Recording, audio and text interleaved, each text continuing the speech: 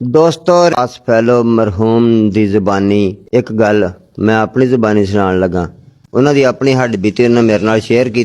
भी मैनू ना एक बहावलपुर तो कॉल आई मेरे मासड़ दी, बई तुसीं अगर मैट्रिक की है, तेरे को सन्नत हैगी, जे तू रेंजर च भर्ती होना चाहुंदा ते आ जा जल्दी। मेरा एक दोस्त आया उत्थे कोई अफसर आ रेंजर विच, कहंदा मैं छापर छुपर लवेटिया ते सादकाबाद गया तो उत्थे बस ते बहना सीगा, तो उत्थे एक दोस्त मैनू टक्कर गया। मैं कहा किवें फिरदा? उन्हें कहा खाद लैण आया। मैं कहा खाद डाले ते लादे उत्थे ला देणगे तेरे घर दे सामने, ते चल चलीए रेंजर विच भर्ती होना। ਉਹ ਬੰਦੇ ਨੂੰ ਨਾ ਬਚਪਨ 'ਚ ਫਾਲਜ ਹੋਇਆ ਸੀਗਾ, ਇੱਕ ਸਾਈਡ ਉਹਦੀ ਕਮਜ਼ੋਰ ਸੀ ਥੋੜੀ ਜੀ, ਆਮ ਬੰਦੇ ਨੂੰ ਪਤਾ ਨਹੀਂ ਸੀ ਲੱਗਦਾ ਕਿ ਇਹਨੂੰ ਕੋਈ ਪ੍ਰੋਬਲਮ ਆ। ਉਹ ਕਹਿਣ ਲੱਗਾ ਯਾਰ ਕੰਮ ਕਰ ਜਾ, ਮੈਂ ਤੇ ਬਿਮਾਰ ਬੰਦਾ ਵਾਂ, ਅੱਧਾ ਬੰਦਾ ਵਾਂ, ਫਾਲਜ ਦਾ ਮਰੀਜ਼ ਆ, ਮੈਨੂੰ ਕਿਹਨੇ ਲੈਣਾ। ਉਹਨੇ ਨੂੰ ਇੰਨਾ ਚੁੱਕ ਦਿੱਤਾ, ਉਹਨੇ ਕਿਹਾ ਫਿਕਰ ਹੀ ਨਾ ਕਰ, ਉੱਥੇ ਆਪਣਾ ਬੰਦਾ ਬੈਠਾ, ਕਿਸੇ ਡਾਕਟਰ ਨੇ ਪੁੱਛਣਾ ਹੀ ਨਹੀਂ ਸਾਨੂੰ ਯਾਰ। ਉਹਨੂੰ ਧੱਕੇ ਨਾਲ ਖਿੱਚਿਆ ਖੁੱਚਿਆ ਨਾਲ ਬਾਹ ਲਿਆ। ਉੱਥੇ ਪਹੁੰਚ ਗਏ, ਉਹਨਾਂ ਨੇ ਚਾਹ ਚੂਹ ਪਿਆਈ ਸਾਹਿਬ ਨੇ, ਉਹਦੇ ਮਾਸੜ ਨੇ। ਉਹਨੇ ਕਿਹਾ ਵੀ ਉੱਥੇ ਜਾਇਓ ਸਵੇਰ ਨੂੰ ਦਫ਼ਤਰ ਫਲਾਂ ਜਗ੍ਹਾ 'ਤੇ, ਜੇ ਉੱਥੇ ਤੁਹਾਡੇ ਨਾਂ ਦੀ ਆਵਾਜ਼ ਪਵੇ ਤੇ ਸਮਝ ਲਿਓ ਅਸੀਂ ਭਰਤੀ ਆ। ਉਹ ਅਸੀਂ ਉੱਥੇ ਗਏ, ਉਹਨਾਂ ਸਾਨੂੰ ਆਵਾਜ਼ ਮਾਰੀ, ਸਾਨੂੰ ਕਿਹਾ ਵੀ ਦੋਸਤੋ ਤੁਸੀਂ ਭਰਤੀ ਆ, ਪਰ ਤੁਹਾਡਾ ਮੈਡੀਕਲ ਦੇ ਵਿੱਚ ਮੈਂ ਕੋਈ ਸਪੋਰਟ ਨਹੀਂ ਕਰ ਸਕਦਾ, ਕਿਉਂਕਿ ਇਹ ਬੜਾ ਸੀਰੀਅਸ ਅਦਾਰਾ ਵਾ, ਇੱਥੇ ਮੈਡੀਕਲ ਦੀ ਸਿਫਾਰਿਸ਼ ਮੈਂ ਤੁਹਾਡੀ ਨਹੀਂ ਕਰ ਸਕਦਾ।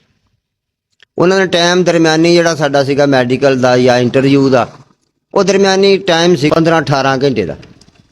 ਅਸੀਂ ਦੋਵਾਂ ਨੇ ਇਕੱਠਿਆਂ ਹੋ ਕੇ ਬਾਹਰ ਹੋ ਕੇ ਸੋਚਿਆ ਵੀ ਇਹ ਰਾਤ ਕਿੱਥੇ ਗੁਜ਼ਾਰੀਏ, ਕਿੱਥੇ ਰਹੀਏ। ਉਹ ਯਕਦਮ ਹੀ ਫੈਸਲਾ ਹੋ ਗਿਆ। ਇੱਕ ਨੇ ਕਿਹਾ ਇੱਧਰ ਨੂੰ 10 ਕਿਲੋਮੀਟਰ ਮੇਰੀ ਮਾਸੀ ਰਹਿੰਦੀ ਹੈ, ਉਹਨੇ ਕਿਹਾ ਇੱਧਰ ਨੂੰ 6 ਕਿਲੋਮੀਟਰ ਮੇਰੀ ਫੁੱਫੀ ਰਹਿੰਦੀ ਹੈ।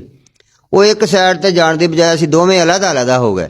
ਉਹ ਮਾਸੀ ਨੂੰ ਮਿਲਣ ਚੱਲ ਗਿਆ, ਮੈਂ ਫੁੱਫੀ ਨੂੰ ਮਿਲਣ ਚੱਲ ਗਿਆ, ਵੀ ਰਾਤ ਉੱਥੇ ਰਹਾਂਗੇ, ਸਵੇਰੇ ਆਵਾਂਗੇ, ਦੁਪਹਿਰ ਨੂੰ ਇੰਟਰਵਿਊ ਹੋਣਾ, ਬਥੇਰਾ ਟਾਈਮ। ਉਹ ਕਹਿੰਦਾ ਅਸੀਂ ਦੋਵੇਂ ਜਦੋਂ ਆਏ ਤੇ ਲਾਈਨ ਲੱਗੀ ਹੋਈ ਸੀਗੀ ਮੁੰਡਿਆਂ ਦੀ ਮੈਡੀਕਲ ਵਾਸਤੇ। ਉਹ ਦੂਸਰਾ ਮੁੰਡਾ ਜਿਹੜਾ ਫਾਲਜ ਦਾ ਮਰੀਜ਼, ਉਹ ਮੇਰੇ ਤੋਂ ਅੱਗੇ ਸੀਗਾ, ਇੱਕ ਬੰਦਾ ਛੱਡ ਕੇ ਤੀਸਰੇ ਨੰਬਰ 'ਤੇ ਮੈਂ ਸੀਗਾ। ਤੇ ਮੈਂ ਦੇਖਿਆ ਖਿੜਕੀ ਥਾਣੀ ਕਰੀਬ ਜਾ ਕੇ, ਤੇ ਉਹ ਮੈਨੂੰ ਨਜ਼ਰ ਆਇਆ ਬਈ ਮੇਰਾ ਮਾਸੜ ਜਿਹੜਾ ਮੇਰਾ ਸਿਫਾਰਸ਼ੀ ਸੀਗਾ ਉਹ ਡਾਕਟਰ ਦੇ ਕੋਲ ਬੈਠਾ ਸੀ। ਉਹ ਮੇਰੇ ਨਾਲ ਦਾ ਦੋਸਤ ਜਿਹੜਾ ਜਦੋਂ ਅੰਦਰ ਗਿਆ, ਉਹਨੇ ਉਹਦਾ BP ਚੈੱਕ ਕੀਤਾ, ਉਹਨੇ ਉਹਨੂੰ ਯੈਸ ਕਰਕੇ ਪਰਾਂ ਨੂੰ ਕੱਢ ਦਿੱਤਾ। ਮੇਰੀ ਵਾਰੀ ਜਦੋਂ ਆਈ ਤੇ ਉਹ ਸਿਫਾਰਸ਼ੀ ਜਿਹੜਾ ਸੀ ਨਾ ਉਹ ਉੱਠ ਕੇ ਚਲਾ ਗਿਆ, ਜਿਹਨੇ ਮੈਨੂੰ ਬੁਲਾਇਆ ਸੀਗਾ ਫੋਨ ਤੇ। ਮੈਂ ਉਹਨੂੰ ਆਵਾਜ਼ ਮਾਰੀ ਸਰ ਸਰ ਸਰ, ਉਹ ਚਲਾ ਗਿਆ। ਮੈਂ ਪਰੇਸ਼ਾਨ ਹੋ ਗਿਆ, ਮੈਂ ਕਿਹਾ ਚਲਾ ਗਿਆ ਤੇ ਮੈਂ ਭਰਤੀ ਨਹੀਂ ਹੋ ਸਕਦਾ। ਉਹ ਜਾ ਕੇ ਕਾਰ 'ਚ ਬਹਿ ਗਿਆ, ਮੈਂ ਲੈਣ ਤੋੜ ਦਿੱਤੀ, ਭੱਜ ਕੇ ਜਾ ਕੇ ਮੈਂ ਉਹਨੂੰ ਕਾਰ ਵਾਲੇ ਨੂੰ ਹੱਥ ਮਾਰੇ, ਉਹ ਉਸਤਾਦ ਜੀ, ਉਹ ਸਰ ਜੀ ਸਰ ਜੀ ਸਰ ਜੀ, ਪਰ ਮੇਰੀ ਕਿਸੇ ਨਾ ਸੁਣੀ, ਨਵਾਕਫਾਂ ਤਰ੍ਹਾਂ ਨਿਕਲ ਗਿਆ। ਮੈਂ ਬੜਾ ਪਰੇਸ਼ਾਨ ਹੋਇਆ, ਮੈਂ ਕਿਹਾ ਕੰਮ ਖਰਾਬ ਹੋ ਜਾਣਾ। ਕਹਿੰਦਾ ਉਹਨਾਂ ਚਿਰ ਨੂੰ ਖੈਰ ਮੈਂ ਵਾਪਸ ਆ ਕੇ ਦੁਬਾਰਾ ਲੈਣ ਦੇ ਵਿੱਚ ਸ਼ਾਮਲ ਹੋਇਆ। ਜਦੋਂ ਮੇਰੀ ਵਾਰੀ ਆਈ, ਡਾਕਟਰ ਨੇ BP ਚੈੱਕ ਕੀਤਾ, ਉਹ ਇੰਨਾ ਹਾਈ ਹੋ ਗਿਆ ਖੌਫਜ਼ਦਾ ਹੋ ਕੇ ਕਿ ਉਹ ਕਹਿਣ ਲੱਗਾ ਨੋ ਵੀ ਨੋ। ਉਹਨੇ ਮੈਨੂੰ ਉੱਥੋਂ ਹੀ ਨਿਲ ਕਰਾਰ ਦਿੱਤਾ ਬਾਹਰ। ਦੋਸਤੋ ਅੱਜ ਮੈਂ ਇੱਥੇ ਹਾਂ ਤੇ ਉਹ ਰੇਂਜਰ 'ਚ ਭਰਤੀ ਹੈ ਤੇ ਮਾਸ਼ਾਅੱਲਾ ਜਿਤਨਾ ਰੋਜ਼ੀ ਕਮਾਉਣ ਡਿਆ। ਦੋਸਤੋ ਆਪਣੇ ਭੈਣਾਂ ਭਰਾ ਪੁੱਤਰ ਜਵਾਨੀ ਤੰਦਰੁਸਤੀ ਸੱਜਣਾ ਸਾਥੀਆਂ 'ਤੇ ਵੀ ਇਤਬਾਰ ਕਰਨਾ ਚਾਹੀਦਾ। ਉਹਨੂੰ ਇਤਬਾਰ ਸੀਗਾ ਆਪਣੀ ਸਿਫਾਰਿਸ਼ 'ਤੇ, ਕਿਉਂਕਿ ਉਹ ਤੰਦਰੁਸਤ ਸੀਗਾ।